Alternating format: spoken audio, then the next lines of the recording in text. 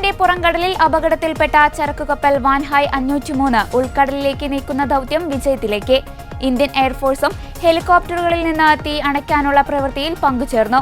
അപകടമുണ്ടായ ശേഷം നിയന്ത്രണം നഷ്ടപ്പെട്ട് 44 നോട്ടിക്കൽ മൈൽ സഞ്ചരിച്ച കപ്പൽ നിലവിൽ ദൗത്യസംഘത്തിന്റെ പൂർണ്ണ നിയന്ത്രണത്തിലാണ്. തിങ്കളാഴ്ച മുതൽ തുടങ്ങിയ കോസ്റ്റ് ഗാർഡിന്റെ രക്ഷാപ്രവർത്തനം 4ാം ദിന നിർണായക ഘട്ടത്തിലേക്ക് എത്തുകയാണ്. ബേപ്പൂരിൽ നിന്ന് 88 നോട്ടിക്കൽ മൈൽ മാറി അറബിക്കടലിൽ തീപിടിച്ച കപ്പൽ നിയന്ത്രണം നഷ്ടപ്പെട്ട് 44 നോട്ടിക്കൽ മൈൽ ഗതി മാറി സഞ്ചരിച്ചിരുന്നു. ഇന്നലെ വൈകിട്ടോടെ വാട്ടർ ലില്ലി എന്ന ടാഗ് ബോട്ട് വാൻഹായ് കപ്പലുമായി ബന്ധിപ്പിക്കാൻ കഴിഞ്ഞതോടെ ദൗത്യസംഘത്തിന് ആശ്വാസമായി. കൂടുതൽ വടം കെട്ടി ടാഗുമായി ബന്ധിപ്പിച്ച് തീരത്ത് നിന്ന് പരമാവധി ദൂരെ ഉൾക്കടലിലേക്ക് കപ്പൽ മാറ്റുകയാണ്. രാസവിഷ വസ്തുക്കൾ അടങ്ങിയ കപ്പൽ തീരത്ത് നിന്ന് പരമാവധി ദൂരത്തേക്ക് മാറ്റാനാണ് ലക്ഷ്യം. സമീപ ദിവസങ്ങളിൽ അപകട സാധ്യത ഒഴിവാകുമെങ്കിലും ഭാവിയിൽ ഉൾക്കടലിലും ഇത് കാരണം പരിസ്ഥിതി നാശം സംഭവിക്കും.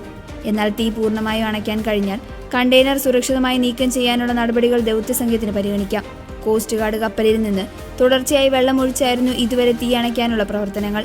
രാവിലെ ഇന്ത്യൻ എയർഫോഴ്സും കപ്പലിന് മുകളിലെത്തി നിലയുറപ്പിച്ചു. ഹെലികോപ്റ്ററുകളിൽ നിന്ന് രാസപദാർത്ഥങ്ങൾ വിതറി തീ കെടുത്താനുള്ള പ്രവർത്തനങ്ങൾ തുടങ്ങി. കടലിലേക്ക് മറിയാൻ മാത്രം ചെരുവ് കപ്പലിന് ഇതുവരെ സംഭവിച്ചിട്ടില്ല.